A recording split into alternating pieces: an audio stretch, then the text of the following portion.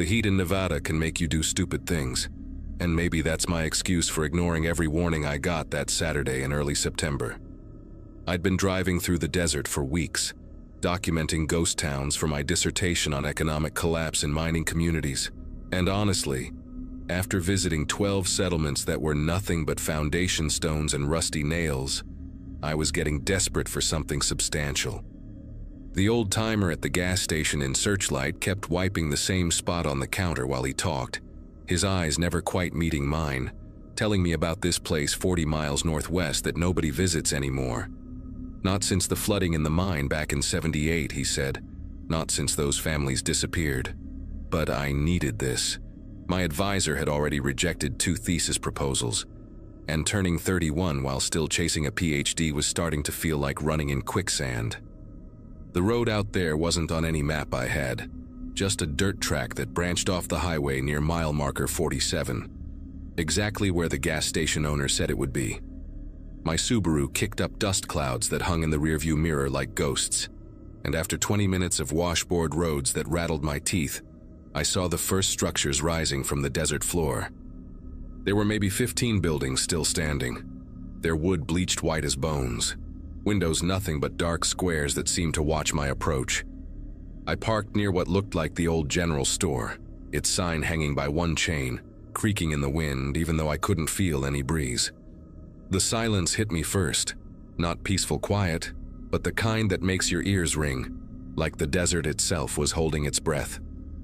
I grabbed my camera and notebook, telling myself the unease crawling up my spine was just excitement about finally finding an intact site. The first thing that didn't make sense was the footprints. Fresh ones, maybe a day old at most, leading from behind the general store toward a cluster of collapsed shacks near the mine entrance. I followed them, my boots crunching on the hard-packed dirt, and that's when I noticed the trailer. It sat between 2 fallen buildings like someone had deliberately hidden it there. Aluminum siding still shiny under layers of dust. Definitely not from the mining era. A heavy padlock secured the door, the kind you'd buy at Home Depot, not some antique rusted thing. I was photographing it when I heard the music, faint, tinny, like an old radio playing from somewhere inside. My hand hesitated on the door handle, and I pressed my ear against the warm metal.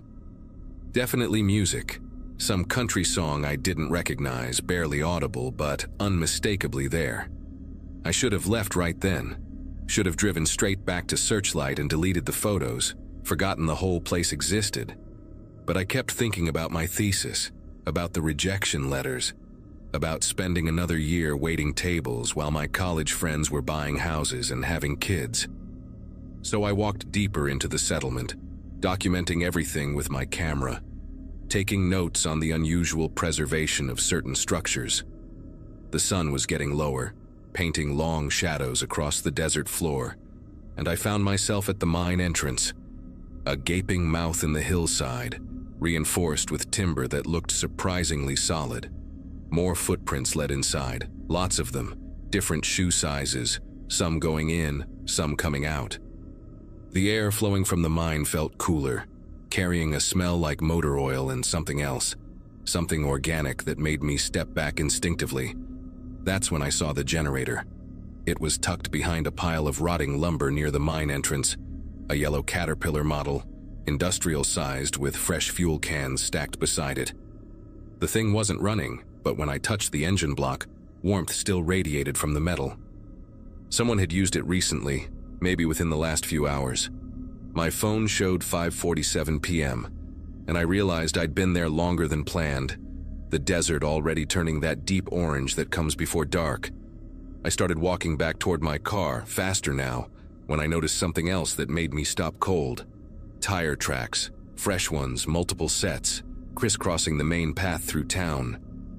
They hadn't been there when I arrived. I was sure of it because I'd specifically photographed that area for its undisturbed sand patterns. The logical part of my brain tried to explain it away. Maybe locals used this place for parties, or perhaps someone was salvaging metal from the ruins. But those explanations crumbled when I reached my car and found a folded piece of paper tucked under the windshield wiper.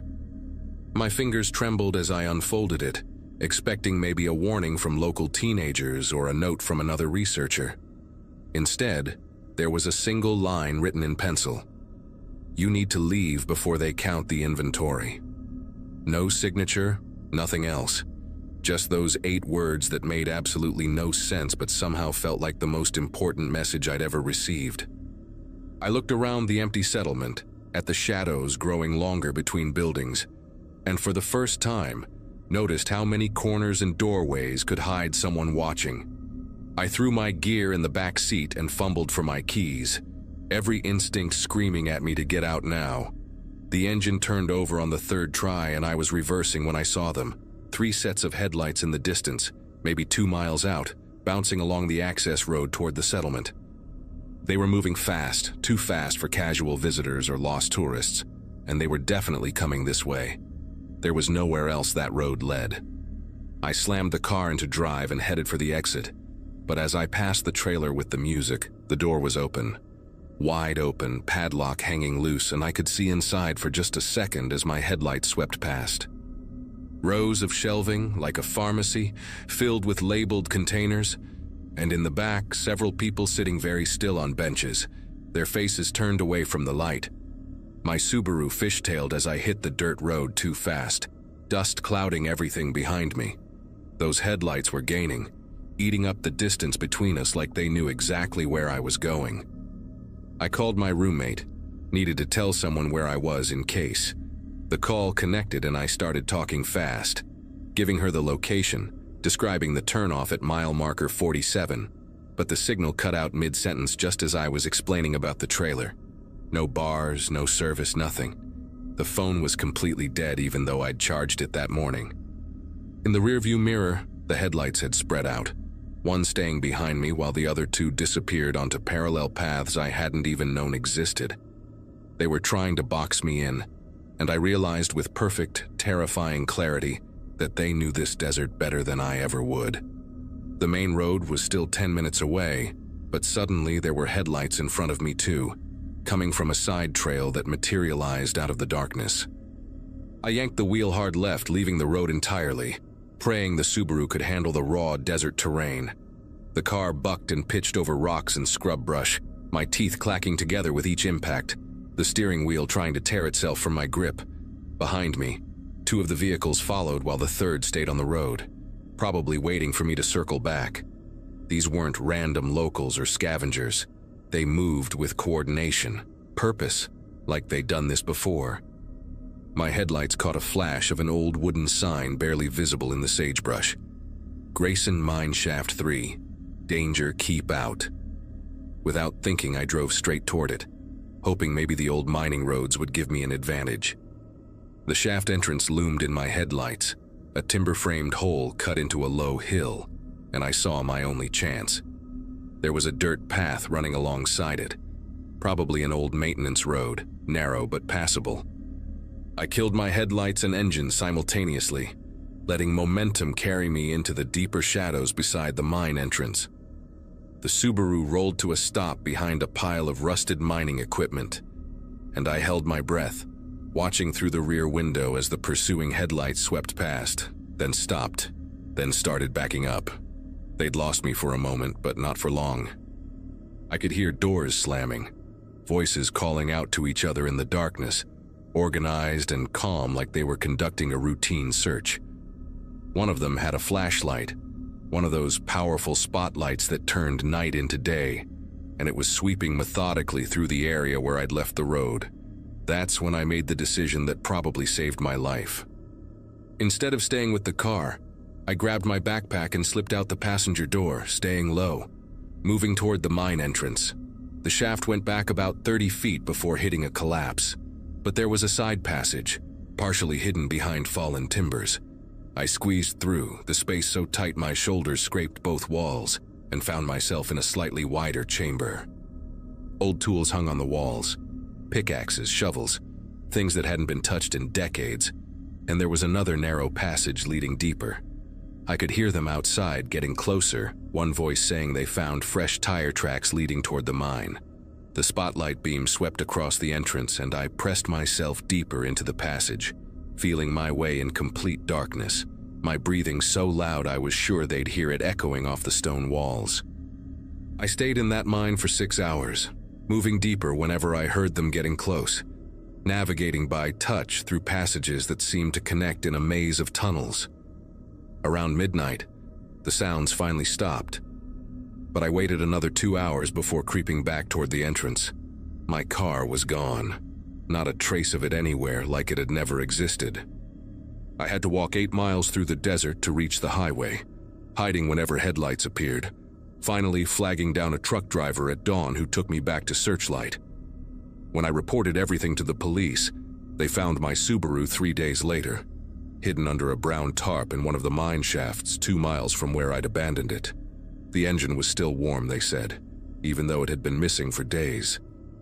The trailer was gone, the footprints were gone, even the generator had vanished. The only thing they found was my camera sitting on the driver's seat, all the photos deleted except one, a picture I didn't take, showing the inside of that trailer, rows and rows of people sitting on benches, all of them looking directly at the camera with the same empty expression.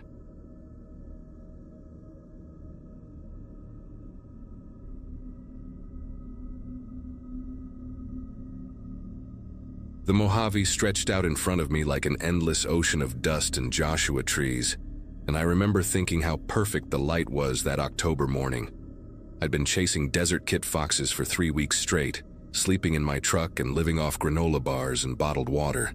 The kind of solitary work that made my editor at National Geographic question my sanity every time we talked on the satellite phone. My divorce had finalized 6 months earlier, right after my 37th birthday, and throwing myself into documenting endangered species seemed healthier than sitting in my empty apartment in Phoenix. The assignment was simple enough: capture behavioral footage of the foxes during their breeding season, something that hadn't been properly documented in over a decade. I'd already gotten some decent shots near Kelso Dunes, but I wanted something special, something that would make the magazine's front cover and remind everyone why I used to win awards before my life fell apart. I turned off the main highway about an hour earlier, following a Forest Service map that promised an old mining road leading to untouched habitat. The dirt track was rougher than expected, full of washouts from last winter's flash floods, and my pickup crawled along at maybe 10 miles per hour while dust devils danced across the barren landscape. That's when I spotted the van, maybe a quarter mile ahead, parked sideways across the narrow road like someone had tried to turn around but gave up halfway through. Both doors hung open like broken wings, and even from a distance I could see camping gear scattered on the ground. A blue sleeping bag unrolled in the dirt, a Coleman stove tipped on its side, plastic water bottles reflecting the morning sun. My first thought was some city folks had gotten lost, maybe ran out of gas or got spooked by the isolation, because you'd be amazed how many people underestimate the desert and end up needing rescue. I pulled up about 20 feet behind the van and killed my engine, the sudden silence almost deafening after hours of driving. The vehicle was a white Ford Econoline, probably from the early 2000s, with Arizona plates covered in so much dust I had to squint to read the numbers. No sounds came from inside, no movement except for a piece of paper fluttering on the driver's seat, held down by what looked like a thermos. I called out a greeting, then another louder one, but my voice just disappeared into the vastness around us. The smart thing would have been to radio the situation in and keep driving, but the scattered gear bothered me in a way I couldn't quite explain. Everything looked too deliberate, too organized despite the chaos, like someone had carefully arranged their belongings before walking away.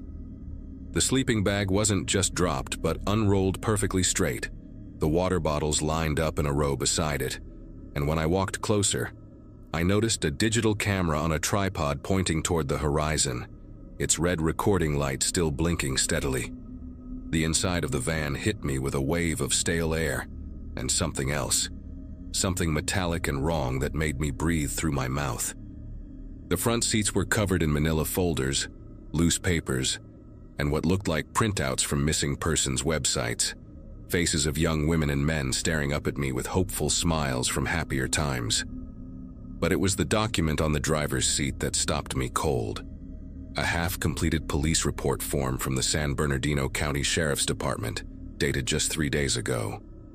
The officer's name at the top read, Deputy James Holbrook, badge number 4827, and the incident type was listed as Suspicious Activity Investigation. Most of the form was blank, but under the preliminary notes section, someone had written in shaky handwriting, multiple subjects confirmed at coordinates, appears to be underground storage, requesting immediate backup before proceeding. Below that, a topographical map of the area was spread out, marked with red X's at various points, and a dark brown stain that looked disturbingly like dried blood had soaked through one corner, obscuring part of the legend. My satellite phone was back in the truck, and every instinct told me to grab it and call for help immediately. But those red marks on the map, they weren't random. One of them matched exactly where I was standing, and another marked a spot about 2 miles north, near what the map labeled as Coyote Dry Lake. The bloodstain covered a third mark, but I could make out enough to see it was near an abandoned borax mine I'd passed yesterday. What really made my pulse quicken were the photographs paper-clipped to the folders, surveillance-style shots of different vehicles parked at gas stations, rest stops, and campgrounds throughout the region. Each photo had a date and timestamp in the corner, some going back months, and I recognized a few of the locations from my own travels through the area. One folder was labeled Pattern Analysis in neat handwriting, completely different from the shaky scrawl on the police report, and inside were charts tracking disappearances by date, location, and victim profile, all centered around a 50-mile radius of where I now stood.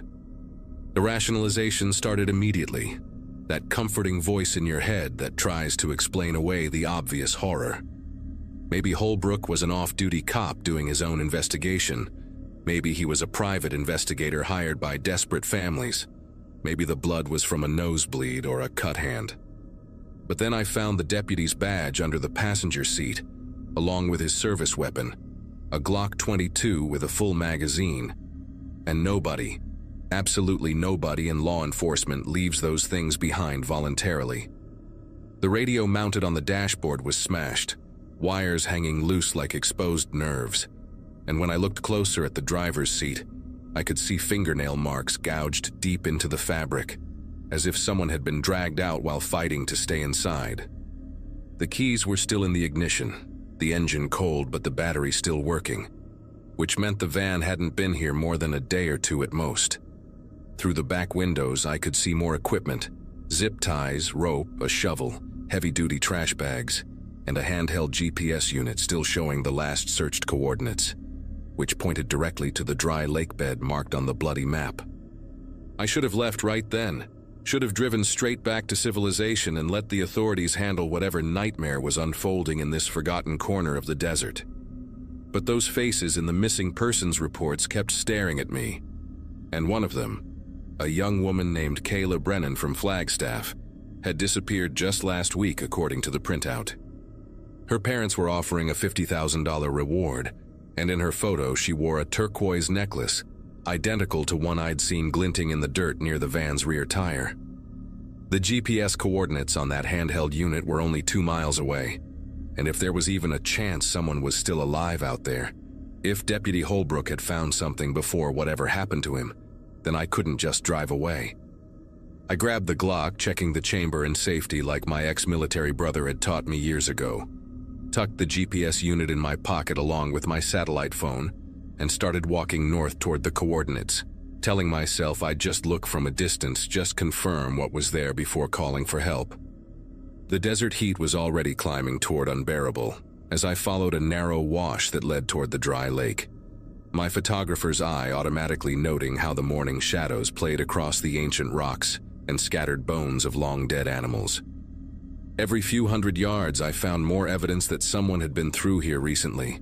Fresh boot prints in the sandy patches, a crushed energy drink can that hadn't been there long enough to fade in the sun, and strangest of all, small fluorescent orange flags stuck in the ground at regular intervals, like someone was marking a trail. The GPS showed I was getting closer to the coordinates, and through my telephoto lens, I could make out what looked like a cluster of old shipping containers near the edge of the lake bed, their rust-colored surfaces almost invisible against the surrounding rocks. But it was the smell that hit me first, carried on the light breeze, a sweet, sick odor that anyone who's spent time in war zones or disaster areas recognizes immediately. Death has a very particular scent in the desert, where the dry air mummifies rather than decomposes, and this wasn't the smell of one body, but several, mixed with something chemical and sharp that burned the inside of my nostrils. The shipping containers were arranged in a rough semicircle, partially buried in the alkali soil of the dried lake, and someone had welded them together with steel plates to create one continuous structure. Heavy chains and industrial padlocks secured the doors, but one container at the far end stood open, its entrance a black rectangle that seemed to swallow the morning light. Fresh tire tracks led right up to it, multiple sets overlapping, and scattered around were more personal items. A woman's sneaker, a baseball cap with a University of Arizona logo, a wallet splayed open in the dirt with credit cards spilling out. I recognized Deputy Holbrook's handwriting on a notepad near the entrance, pages flapping in the wind, documenting license plate numbers, dates, and what looked like delivery schedules for something called Project Coyote. The last entry, written in increasingly erratic script, simply read, "They know I'm here, can hear the trucks coming back. If anyone finds this, the main site is 5 miles northeast, Old Garrison Mine. They've been using it since 2018. At least 30 missing. Still alive underground. Tell my wife." The sentence ended mid-word, the pen mark dragging off the page in a long, desperate line. I stood there for what felt like hours, but was probably only seconds, the weight of the Glock suddenly feeling inadequate against whatever operation was happening here. Through the open container door, I could see industrial shelving stocked with medical supplies, IV bags, restraints, and dozens of those blue pharmaceutical coolers that hospitals use for organ transport. A generator hummed somewhere inside, keeping refrigeration units running, and a work table near the entrance held surgical instruments laid out on sterile cloth, recently used and waiting to be cleaned. The realization of what this place was, what someone was doing out here in the middle of nowhere, hit me like a physical blow. This wasn't just murder or kidnapping. This was something systematically worse, something that required infrastructure and planning and multiple people working together. The sound of an engine in the distance snapped me back to immediate danger, dust rising maybe 2 miles away and heading directly toward the containers, moving fast across the desert floor in a way that suggested whoever was driving knew exactly where they were going.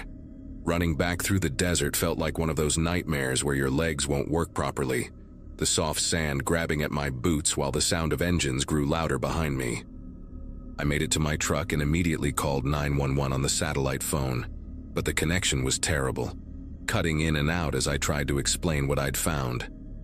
The dispatcher kept asking me to repeat my location, and I was screaming the GPS coordinates when I saw 2 vehicles crest a ridge behind me, modified pickup trucks with reinforced bumpers and tinted windows. I threw the truck in drive and floored it, the rear wheels spinning before catching traction, and started the most terrifying drive of my life back toward the main highway. They followed for about 10 miles, staying just close enough to let me know they were there before suddenly stopping at what must have been some predetermined boundary. I didn't stop driving until I reached a highway patrol station in Barstow, where I spent the next 6 hours giving statements, looking at photos, and watching the disbelief on officers' faces slowly turn to alarm as they verified parts of my story. The raid on the containers happened that night, a joint operation between FBI, ATF, and local law enforcement that made national news for about 3 days before being buried under other headlines. They found the remains of 14 people in various states of decomposition, the underground facility at Garrison Mine that Holbrook had mentioned, and enough evidence to arrest 7 individuals connected to what investigators called a medical trafficking ring. But here's what still keeps me awake at night. They never found Deputy James Holbrook, dead or alive, and 23 people from those missing persons files remain unaccounted for. The prosecutor said the ring had been operating for at least 6 years, targeting travelers and drifters, people whose disappearances wouldn't immediately raise alarms. I testified at the trial, showed my photographs, and watched as 3 doctors, 2 EMTs, and 2 men identified only as logistics coordinators received life sentences. But during the trial, one of the defendants smiled at me from across the courtroom and mouthed the words, "There are others," and I knew he wasn't lying. I still photograph wildlife, but I don't work alone in remote areas anymore. And every time I see an abandoned vehicle on a desert road, I keep driving and call it in from a safe distance, because some things in the desert are meant to stay hidden, and some horrors are all too human.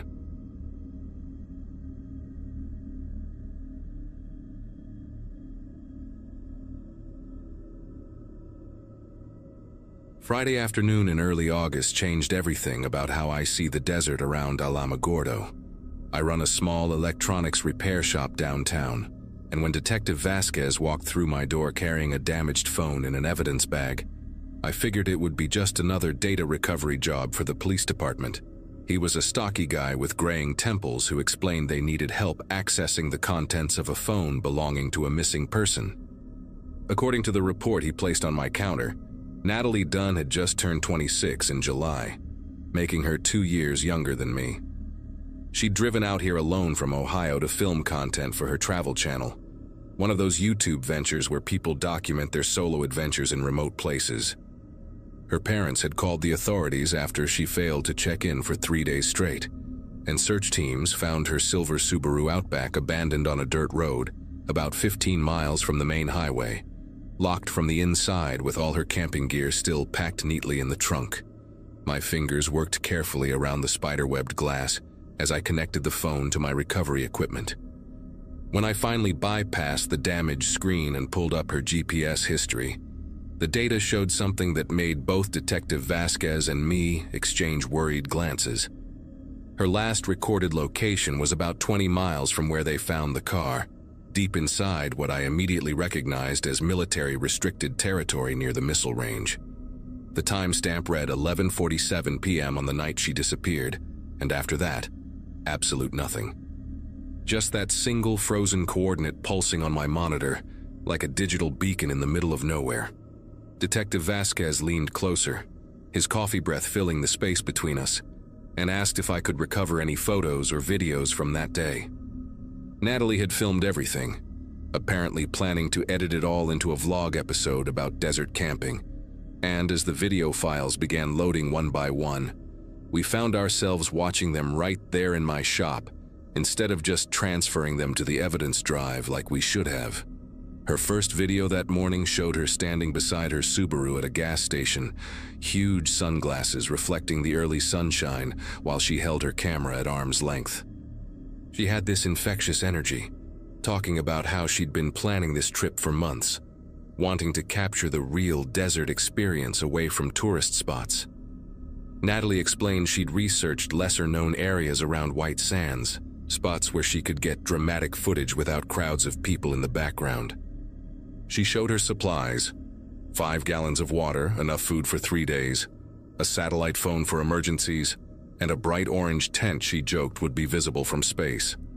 What struck me was how prepared she seemed, checking off items from a laminated list while narrating her safety protocols. She even mentioned telling her parents her exact route and that she'd check in every evening at 8. The detective paused the video to make notes, and I noticed his pen hovering when she mentioned she'd hired a local guide named Carson to show her some photography spots, though she planned to camp alone. Video number 2 started around noon with the camera mounted on her dashboard, capturing the endless stretch of desert highway while she sang along to some pop song I didn't recognize. She pulled over several times to film the landscape, each shot showing her getting more excited about the isolation and beauty of the area. At one point, she stood on a rock formation and slowly panned the camera in a complete circle, showing nothing but desert scrub and distant mountains in every direction. "This is exactly what I wanted," she said to the camera, her voice filled with genuine awe. "No cell towers, no buildings, just pure wilderness." Around the fourth hour of driving footage, she met up with Carson at a crossroads. A lanky guy in his 40s wearing a weathered cowboy hat who pointed out various directions on her map, his finger tracing roads that weren't on any GPS. Detective Vasquez asked me to zoom in on the map, but the video quality made it impossible to read the markings clearly. After Carson left, Natalie continued alone, following what looked like a barely visible dirt track that wound between clusters of yucca plants and Joshua trees. By late afternoon in her videos, the landscape had transformed into something almost alien.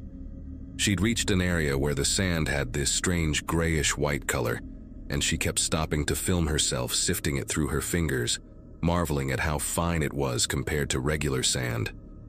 The sun was getting lower, casting these long, dramatic shadows that she used for artistic shots of her footprints disappearing into the distance. Around 6 p.m., she found what she called the perfect spot, a flat area surrounded by low hills that would block the wind but still give her a view of the stars. She set up her orange tent with practiced efficiency, narrating each step for her future viewers, explaining how to properly stake down a tent in loose sand, and why she'd chosen this particular model for desert camping. While she worked, she kept glancing at something behind the camera and at one point said, "That's weird, I didn't see those earlier." But the camera was facing her tent, so we couldn't see what she meant. Detective Vasquez rewound that part 3 times, and we both noticed how her cheerful demeanor had shifted slightly, though she quickly went back to her upbeat narration. Her sunset footage was genuinely beautiful. The desert bathed in gold and purple light while she cooked freeze-dried pasta on her portable stove. She'd positioned the camera on a tripod to film herself preparing dinner, talking about how peaceful everything was, how the silence was so complete she could hear her own heartbeat. But around 7:30 p.m., something changed in the videos. She kept turning to look behind her, and twice she stood up suddenly and walked out of frame for several minutes, leaving the camera running on an empty camp chair. When she came back the second time, she forced a laugh and said the desert was playing tricks on her eyes, making her think she saw lights where there couldn't possibly be any. She tried to maintain her vlogger personality, but her voice had this strained quality, and she kept losing her train of thought mid-sentence. At exactly 8 p.m., she made her check-in call on the satellite phone, and we could hear her telling her parents everything was fine, that she was having an amazing time. But after she hung up, she sat there staring at the phone for a full minute before whispering to the camera, "I need to move the car." The next video clip started with the camera shaking wildly as she hurried back to her Subaru in the growing darkness. Her breathing was heavy and ragged, and she kept muttering things like, "This isn't right," and "They shouldn't be here." When she reached the car, she fumbled with her keys, dropping them twice in the sand before managing to unlock the door. She threw the camera onto the passenger seat, and for a few seconds all we could see was the ceiling light and her arm reaching for the ignition. The engine turned over but didn't start. She tried again, pumping the gas pedal, and this time it roared to life. But then she just sat there, gripping the steering wheel, and in the dim light from the dashboard, we could see tears streaming down her face. "I can't leave the tent," she said to nobody in particular. "All my stuff is there. They'll know I was here." She wiped her face with her sleeve and grabbed the camera again, and what she said next made Detective Vasquez pause the video to call his supervisor. "If something happens to me," Natalie said, looking directly into the lens. "Carson knew about this place. He kept asking questions about whether I'd be alone, and he marked something on my map that I didn't ask for. I think he sent them here." Detective Vasquez left to make his calls while I continued watching the videos, and what I saw next still gives me nightmares. Natalie had driven her car about a mile from her campsite, parking it behind a large rock formation, then walked back to her tent with just the camera and a flashlight. The footage was jerky and chaotic, her flashlight beam swinging wildly across the desert floor, creating monstrous shadows from every small bush and rock. When she reached her campsite, she stopped dead in her tracks. Her tent was exactly as she'd left it, but there were tire tracks circling it, deep grooves in the sand from what looked like multiple vehicles. She approached slowly, camera held high, and that's when we heard it. Men's voices, at least 3 different ones, coming from somewhere beyond the range of her flashlight. They were speaking in low tones, but one phrase came through clearly. She couldn't have gone far on foot. Natalie immediately switched off her flashlight, and the camera's night vision kicked in, showing her crouched behind her tent in that eerie green glow. She was trying to control her breathing, but small whimpers kept escaping. The voices were getting closer, and we could hear footsteps crunching through the sand, along with the metallic clink of what sounded like tools or weapons. For about 10 minutes, the video showed nothing but darkness and the sound of Natalie's terrified breathing. Occasionally, flashlight beams would sweep across the area above her head, and she'd press herself lower into the sand. Then came a moment that made me physically sick to watch. One of the men walked right past her tent, so close that his boots were visible in the frame for a few seconds. He had a rifle slung over his shoulder and what looked like night vision goggles pushed up on his forehead. "She's got to be around here somewhere," he called out to the others. "Check if she doubled back to the rocks." Another voice, older and gravelly, responded from further away. "Told Carson this was too public. Should have waited until she was further into the restricted zone." They continued searching, their lights crisscrossing the desert. And at one point, 2 of them stood directly in front of her tent, discussing whether to slash it open to check inside. Natalie had buried her face in the sand to muffle her breathing, and the camera caught her whole body trembling violently. They eventually moved away, but not before one of them said something that explained everything. "Radio says the test is still scheduled for midnight. We need to find her and get out before then." What happened next was pure chaos captured in fragments of shaky footage. Natalie tried to crawl away from the campsite on her belly, dragging herself through the sand with the camera clutched in one hand. But about 50 yards out, a spotlight suddenly blazed to life, catching her in its beam. She scrambled to her feet and ran, the camera recording wild glimpses of ground and sky as men shouted behind her. We could hear engines starting and the sound of vehicles pursuing her across the desert. She ran toward what she must have thought was the direction of her hidden car, but in the darkness and panic, she'd gotten turned around. The last coherent video showed her stumbling down into a ravine, losing her footing on the loose sand and tumbling down the slope. The camera flew from her hand and landed several feet away, still recording. In the frame, we could see her lying motionless at the bottom for a few seconds, before she slowly pushed herself up and looked around frantically for the camera. Her face was covered in sand and blood from a cut on her forehead, and her eyes had this wild, desperate look. She grabbed the camera and whispered, "They're herding me toward the test area. They want it to look like an accident." Then she turned it off, and the next file was from her phone, just audio, recorded at 11:43 p.m.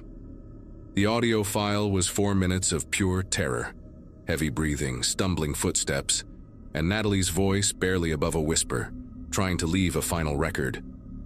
"I found a drainage pipe under the fence," she gasped. "Made it through to the other side, but I think this is the restricted area Carson marked. There's these concrete structures everywhere, old bunkers or something."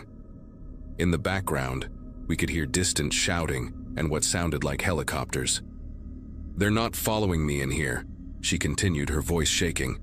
"They're just waiting at the fence line. Why aren't they following?" There was a long pause filled only with her labored breathing, then a sound that made Detective Vasquez and me look at each other in horror. A mechanical voice over loudspeakers echoing across the desert. "Weapons test commencing in T-15 minutes. All personnel clear the target zone immediately." Natalie let out a sob. Oh God. They knew. They knew about the test. They chased me right into it. The last 2 minutes were her running, the phone apparently in her pocket, recording nothing but muffled thuds and her desperate breathing. Then, at exactly 11:47 p.m., the audio cut to static for about 10 seconds before ending completely. That static wasn't from damage. I've analyzed it 100 times. It was electromagnetic interference, the kind you get from a massive electrical discharge. Detective Vasquez returned with 2 federal agents who immediately confiscated all the files and made me sign a stack of non-disclosure agreements. They said Natalie had accidentally entered an active military testing ground, that her death was a tragic accident, and that Carson was just a local guide with no connection to anything sinister. But before they took everything, I'd already made copies. I'm not stupid, and something about this whole thing stank. I did my own digging and found out that Carson disappeared the same night Natalie died, and his truck was found burned out in Mexico a week later. The test that night? Officially, it never happened. There's no record of any weapons test at White Sands on that date. But I found something else. 3 other missing persons cases over the past 5 years, all solo travelers who'd hired local guides, all whose vehicles were found abandoned near restricted areas. The official causes of death when bodies were found were always exposure or dehydration. Natural causes, accidents. I think about Natalie every night, about how prepared she was, how careful, and how none of it mattered because she trusted the wrong person. I keep her last video backed up in places the feds will never find, because someday, when I figure out who's really behind this, the world needs to know what happened to her and the others. They weren't accidents. They were hunted.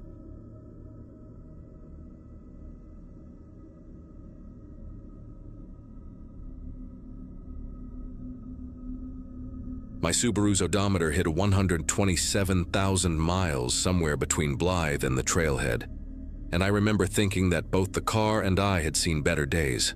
At 37, with divorce papers still fresh enough that I kept reaching for a wedding ring that wasn't there anymore, I'd decided 5 days alone in the Sonoran Desert would either fix me or break me completely.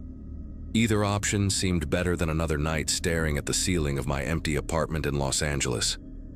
I'd been doing these solo desert hikes since college, back when my knees didn't protest after 10 miles, and a 40-pound pack felt like freedom instead of punishment. That morning in early October, I loaded enough supplies for 5 days and headed toward the Palo Verde Mountains, where forgotten mining roads cut through land that most people only glimpse from Interstate 10. My plan was straightforward. Park at the trailhead, hike deep into the backcountry, and let the silence do whatever it needed to do. 12 miles in by late afternoon, my GPS showed an old service road that probably hadn't seen a maintenance crew since Reagan was president. I found a perfect spot between 2 ridges, a natural depression that offered wind protection while staying high enough to avoid any flash flood channels.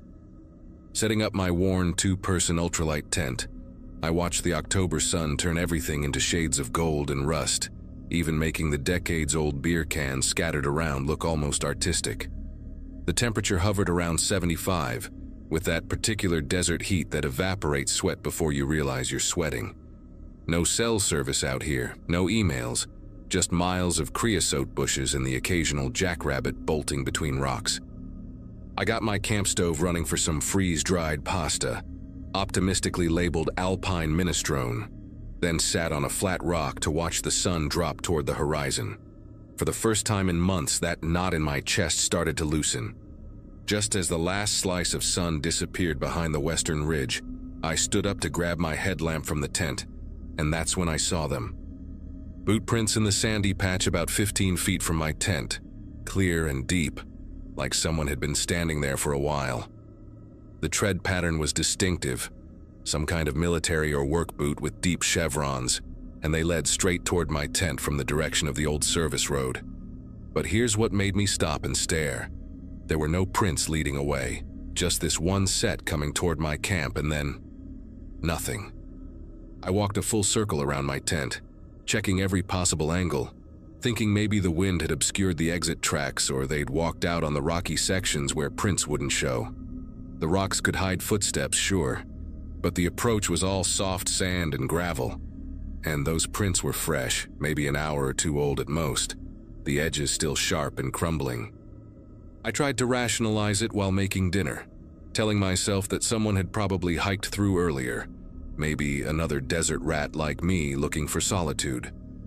They saw my tent going up, decided to give me space, and backed out the way they came, stepping in their own tracks. It happens sometimes when you're trying not to disturb other campers, but the more I looked at those prints, the less sense that made.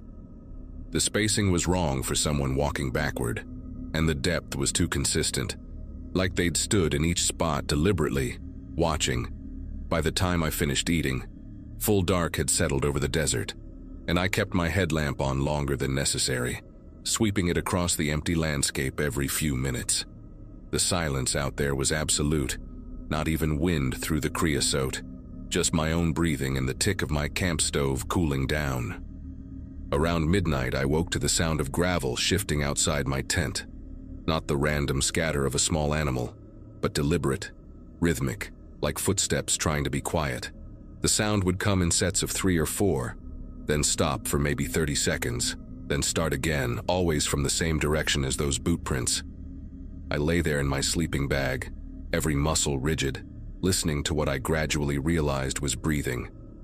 Slow, controlled breathing just outside the thin nylon wall of my tent, maybe 3 feet from where my head was. I could hear the slight wheeze at the end of each exhale, like someone with mild asthma, or maybe just winded from hiking. My knife was in my pack's side pocket, but reaching for it meant making noise, and some primal part of my brain insisted that staying perfectly still was the only thing keeping that canvas barrier between us intact.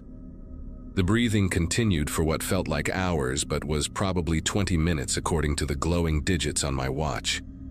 Sometimes it moved, circling the tent slowly, pausing longest near the zippered entrance. I kept waiting for the zipper to move, for fingers to test the fabric, for something to escalate this beyond just presence. But whoever it was seemed content just to stand there, breathing in that measured way, occasionally shifting their weight on the gravel. Then, just as suddenly as it started, the sounds stopped. No footsteps walking away, no gradual fade into distance, just an abrupt end to the breathing and the gravel sounds.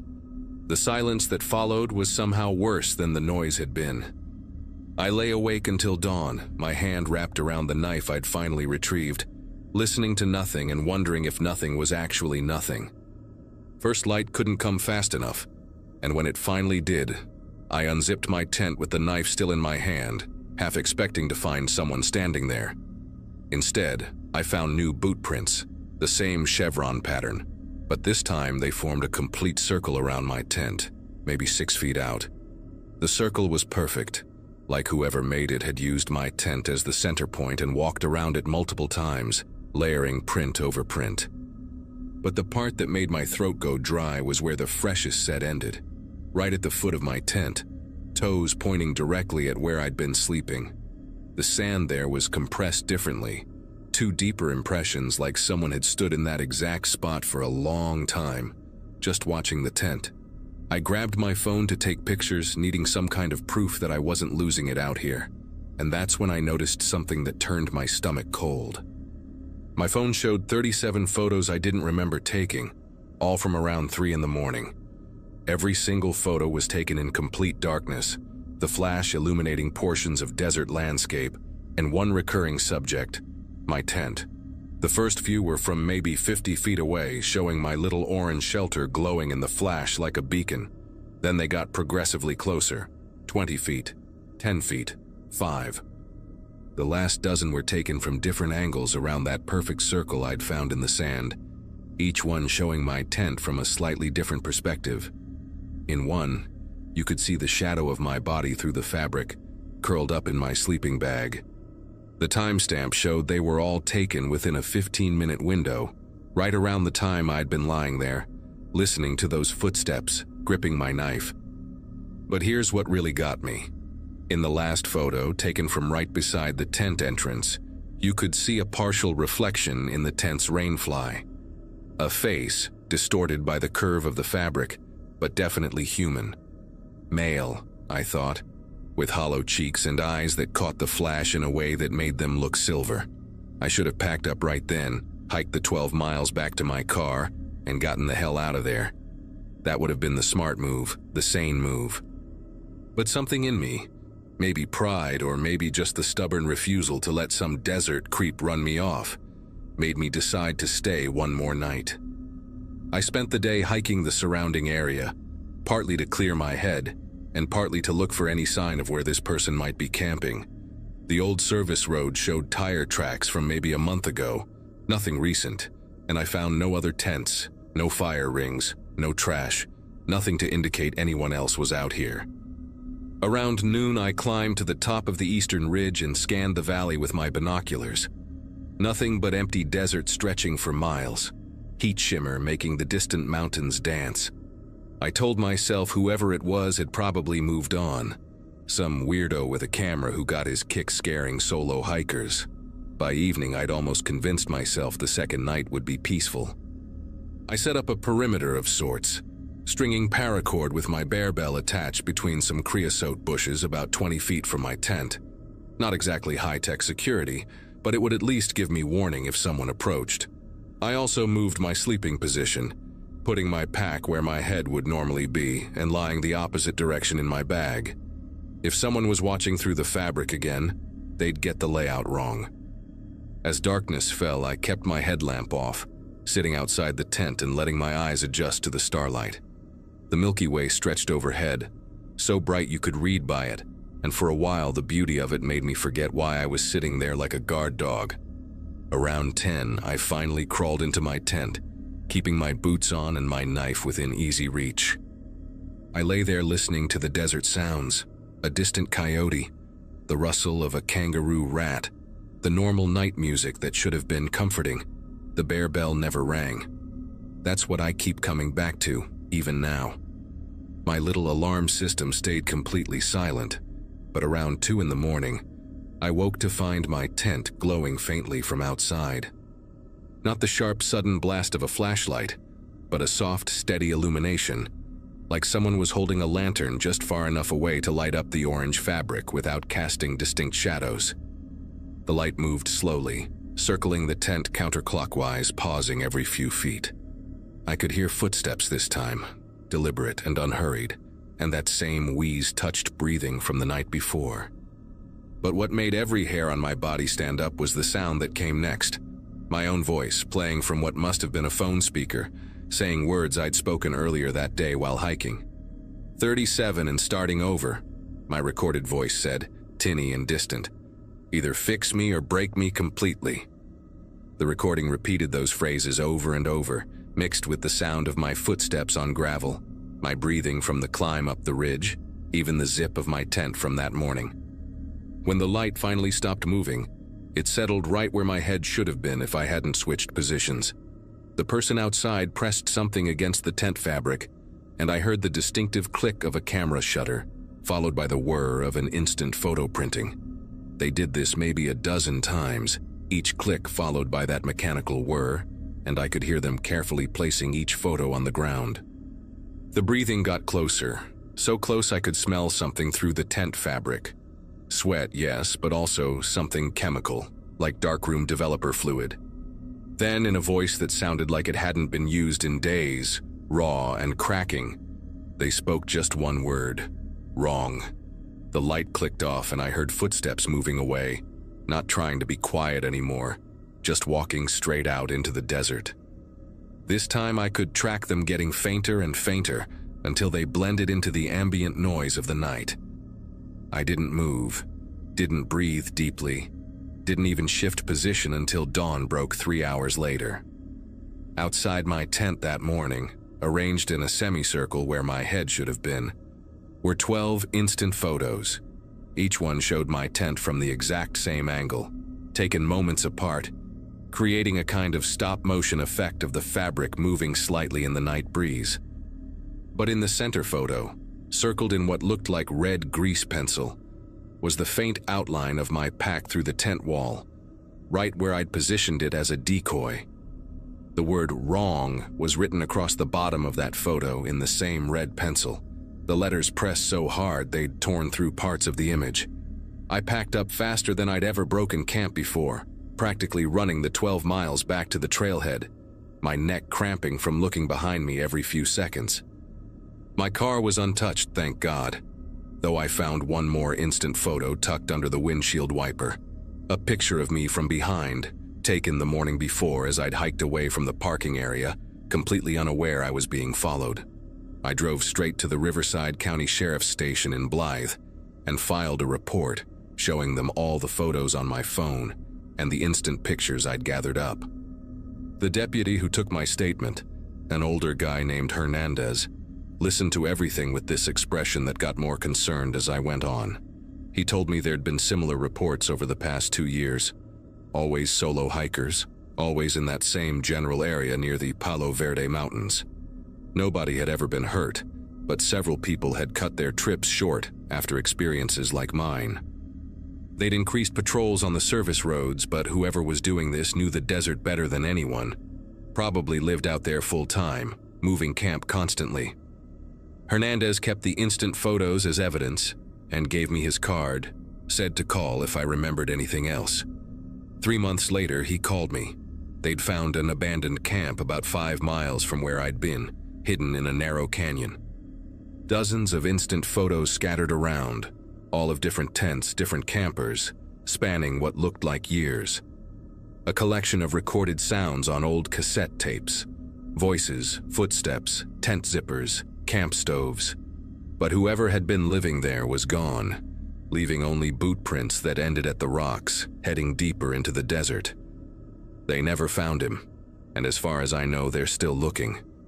I haven't been back to the desert since.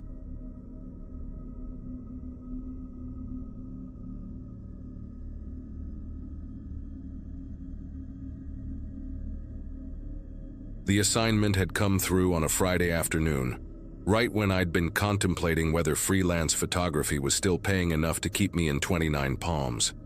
Some boutique travel magazine wanted desert sunrise shots for their spring issue, offering triple my usual rate if I could deliver within the week.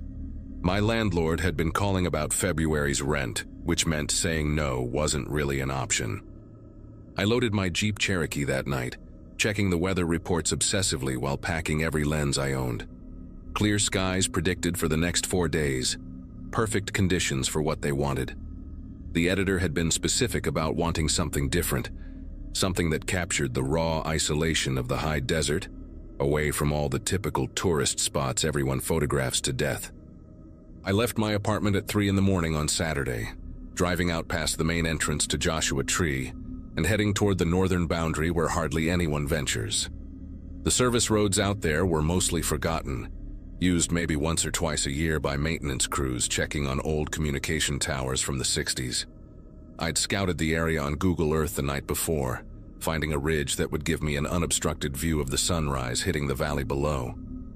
The turnoff appeared right where the satellite images said it would be, marked by a rusted yellow gate hanging open and a sign that read, "No maintenance beyond this point" in faded red letters.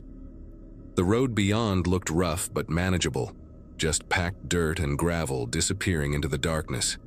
I shifted into 4-wheel drive and kept going, figuring the worst that could happen was having to reverse back out if things got too sketchy. About 3 miles in, the road started deteriorating fast. What had been packed dirt turned into loose sand with deep ruts carved by flash floods from who knows how many seasons back. The Cherokee was handling it fine though, and according to my GPS, I only had another mile to reach the spot I'd marked.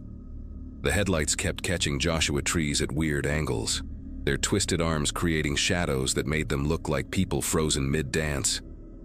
I remember thinking how perfect this was going to be for the shoot, how the magazine would eat up shots from a place this remote and untouched. The dashboard clock showed 4:47 when I finally reached the ridge, giving me just enough time to set up before the golden hour started. I could already see the faintest hint of blue on the eastern horizon, that beautiful gradient from black to indigo that only happens in the desert. I pulled off the main track onto what looked like a flat clearing, perfect for parking while I worked. The sand seemed firm enough when I first drove onto it, compacted by wind and occasional rain into something that felt almost like concrete. I grabbed my main camera bag and tripod from the back, leaving the engine running with the headlights on so I could see what I was doing. The spot I wanted was about 50 feet from the car, right at the edge where the ridge dropped off into the valley. Setting up the tripod in the dark while wearing a headlamp always makes me feel like some kind of desert astronomer, adjusting legs and checking levels while the rest of the world sleeps. After getting everything positioned, I realized I needed my wide-angle lens instead of the telephoto I'd mounted, so I jogged back to the Cherokee to grab it from my second bag. That's when I noticed the Cherokee had shifted. Not much, maybe 6 inches backward from where I'd parked it, but enough that the front wheels had settled deeper into what I now realized was much softer sand than it appeared. The headlights were angled slightly upward instead of straight ahead. I threw the car into reverse to back it onto firmer ground, just a quick adjustment, maybe 3 feet at most. The wheels spun freely, that high-pitched whine that every desert driver knows means trouble. I tried rocking it forward and back, gentle on the gas, keeping the wheel straight. The Cherokee sank another few inches. The sand under the front tires had turned into powder, the kind that flows like water once you break through the crusty surface. I turned off the engine and sat there for a minute, my headlamp beam catching the dust particles still floating from my attempt to move. No cell signal, obviously. I knew that coming in. But I had water, food, and the weather was mild for early February. Someone would come looking if I didn't deliver the photos by Monday. I tried digging out the front wheels with my hands first, then with a collapsible shovel I kept in the emergency kit. The more I dug, the more sand flowed back in, like trying to make a hole in a bucket of flour.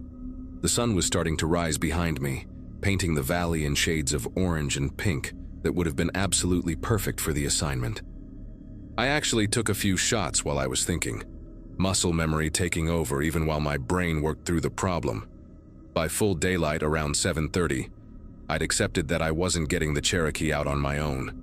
The temperature was already climbing, probably hitting 70 degrees, and I could see heat shimmer starting to form on the distant mountains. I decided to record a video message on my phone around noon, when the heat was making me dizzy despite drinking water constantly. Just a quick thing to send to my roommate Wendy once I found signal, explaining where I was, and that I needed someone with a truck and tow rope. I propped the phone against a rock and sat in the shade of the Cherokee, trying to look casual rather than desperate. "Hey Wendy, really stupid situation here," I started, managing a laugh that sounded forced even to me. "Remember that assignment I mentioned? Well, I'm stuck out on a service road north of Joshua Tree, about 4 miles from Highway 62, past a yellow gate with a no-maintenance sign. I gave her the GPS coordinates from my camera, described the Cherokee's position, told her to bring Keith and his F-150. The video ran for maybe 2 minutes before the phone screen went black. Dead battery. I'd been using it as a backup GPS all morning, and the heat had drained what little charge remained. The charger cable was in the Cherokee, but the car battery had died an hour earlier from my attempts to rock it free. The wind started picking up around 3 that afternoon.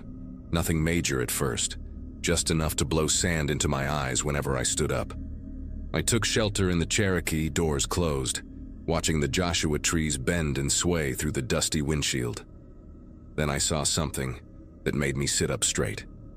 Way off in the distance, maybe half a mile down the service road, a dust cloud was moving toward me. Not the random swirls from the wind, but a focused column like a vehicle would make. I grabbed my camera with the telephoto lens, using it like binoculars to get a better look.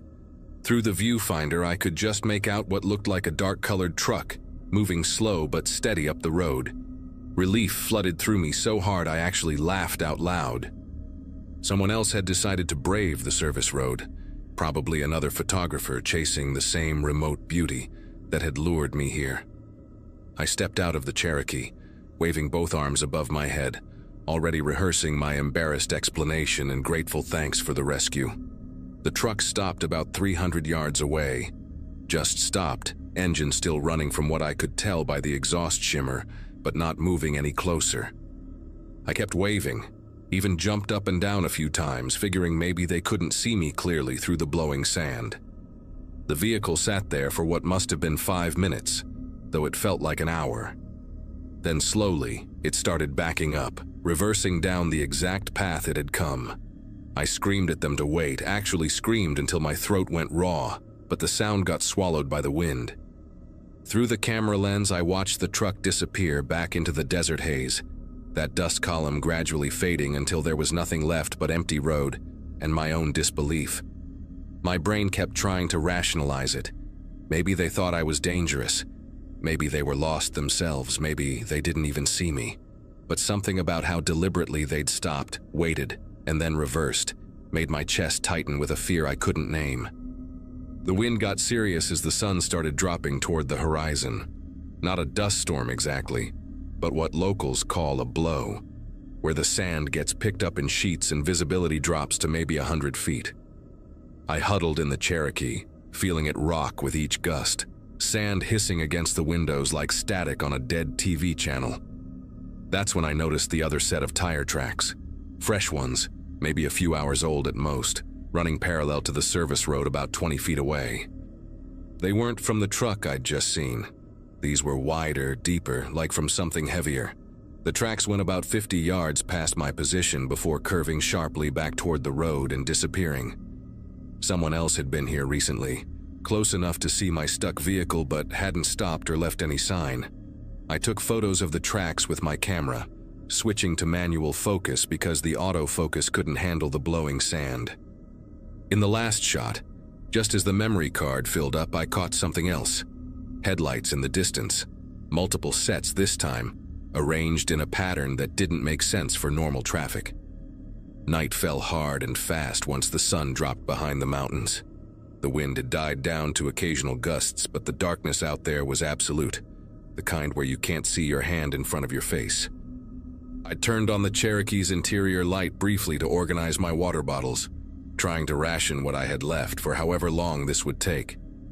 That's when I heard the engines, not one vehicle but several, circling somewhere out in the darkness beyond where I could see.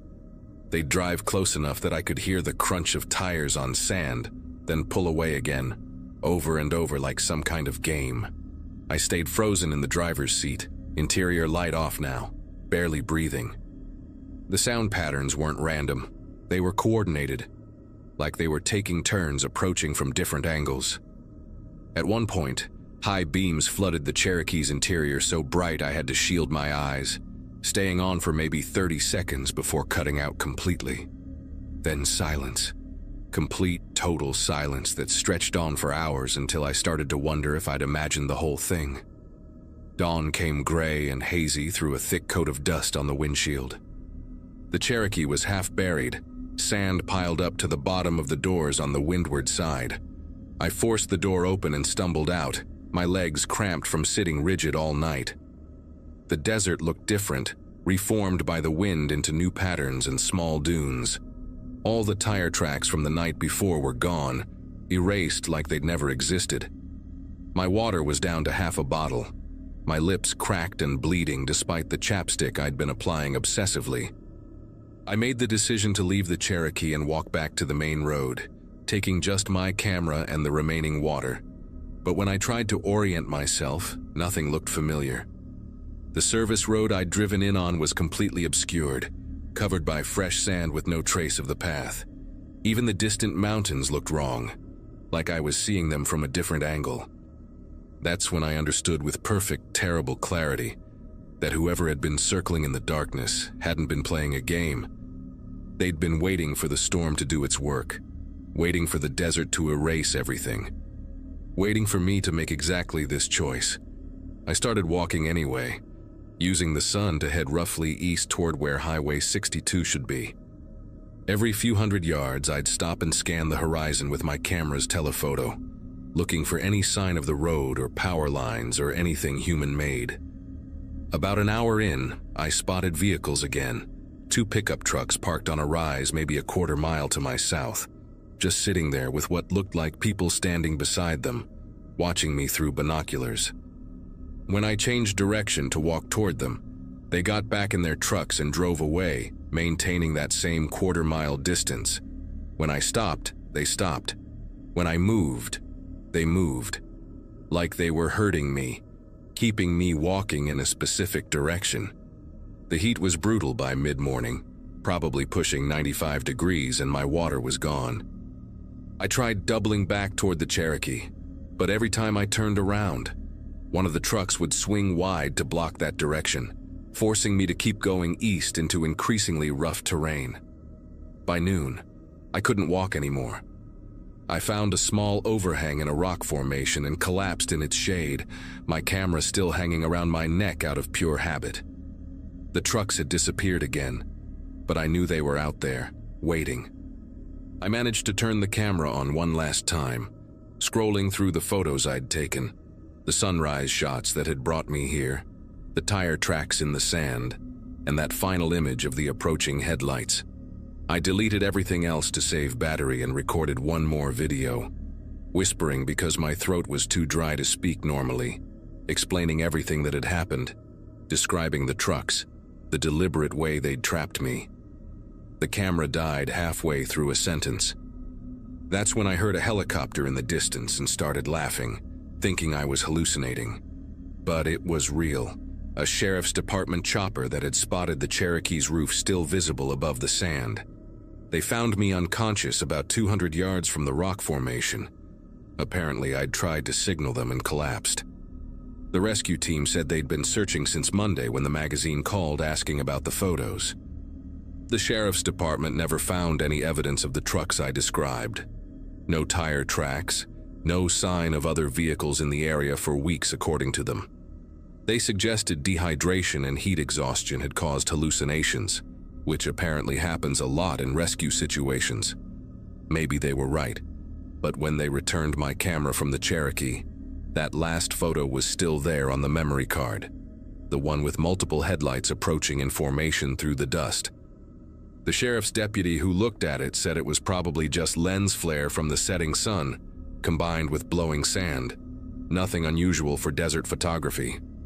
He seemed pretty convinced, even showed me similar effects in other desert photos online. I didn't tell him about the video I'd recorded on the camera, the one that should have been there but wasn't, like it had never existed. I didn't mention that the timestamp on that last photo showed 11:47 p.m., hours after sunset, when there was no sun to create lens flare. I just thanked them for saving my life, collected my insurance payout for the buried Cherokee, and moved to Portland 2 weeks later. I still do photography, but only urban stuff now, buildings, people, city life. Sometimes editors ask if I'd consider taking desert assignments again, offering good money for that isolated beauty everyone wants to capture. I always politely decline. Whatever was out there circling in the darkness that night, whether it was real or something my stressed mind created, I have no interest in meeting it again.